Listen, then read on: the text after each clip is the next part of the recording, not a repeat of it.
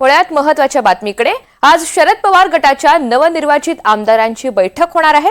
विधिमंडळ गटनेते निवड तसंच इतर विषय या बैठकीमध्ये चर्चिले जातील। दुपारी 3 वाजता बेलड इस्टेट या ठिकाणी बैठकीचं आयोजन करण्यात आलेलं आहे। जयंत पाटील यांच्यासह इतर प्रमुख नेते या बैठकीला हजर राहतील। गटनेते पदावर जयंत पाटील, जितेंद्र आव्हाड यांची नावं सध्या चर्चेत आलेली आहेत।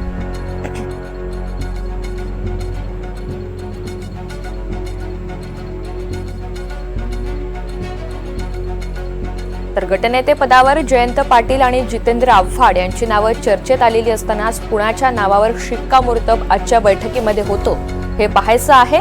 विधिमंडळ गटनेते निवड तसंच इतर सुद्धा महत्त्वाचे मुद्दे या बैठकीमध्ये चर्चिले जाऊ शकतात।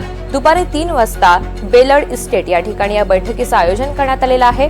शरद पवार गटाच्या नवनिर्वाचित आमदारांची आज मुंबईमध्ये ही महत्त्वाची बैठक होतीये। विधानसभा निवडणुकीच्या निकालानंतर महत्त्वाची अशी पहिलीच ही बैठक पार पडते आणि त्यामुळे अर्थातच या बैठकीकडे सगळ्यांचे लक्ष असणार आहे।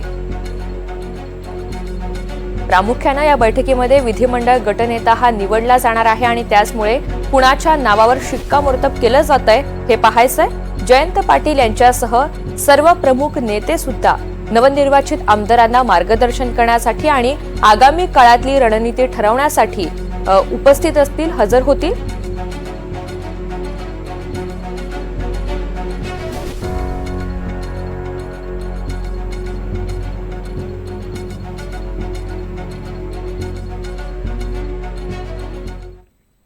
तर या सगळ्या संदर्भात अधिकची माहिती देण्यासाठी प्रतिनिधी जुई जाधव आपल्या सोबत आहेत।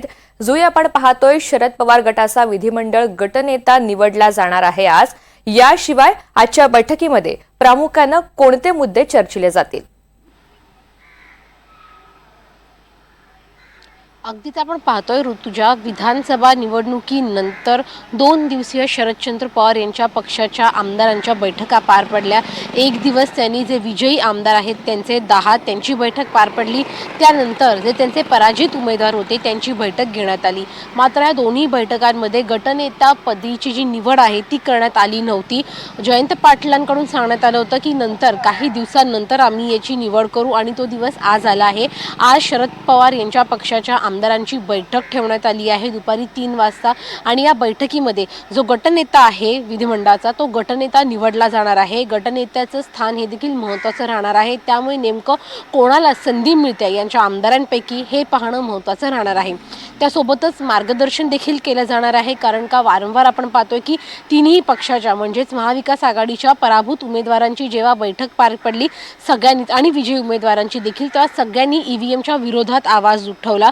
काँग्रेसने तर आंदोलन करायचं ठरवलंच आहे। मात्र आता राष्ट्रवादी किंवा शिवसेना नेमका कोणता पवित्रा उचलते, दोघांच्या काय भूमिका असणार आहेत याकडे सगळ्यांचं लक्ष असणार आहे। त्यासोबतच आता पक्षवाढीकडे देखील, संघटनावाढीकडे सगळ्यांचा कल असणार आहे। जास्तीत जास्त लोक आपल्या पक्षात कसे काय येतील, महापालिका निवडणुकीसाठी देखील ते कितपत मदतीचे राहील याकडे देखील कल असणार आहे। तर या सगळ्या बाबी आजच्या बैठकीमध्ये चर्चेला जाणार आहेत आणि निश्चितच आजचा दिवस महत्त्वाचा आहे, कारण का गटनेता राष्ट्रवादी शरदचंद्र पवार पक्षाची निवडला जो आहे तो जाणार आहे। ऋतुजा, निश्चित, आणि त्यामुळे कुणाच्या नावावर शिक्कामोर्तब होतं हे आपल्याला पाहायचंय। जुई, धन्यवाद सविस्तर माहितीसाठी।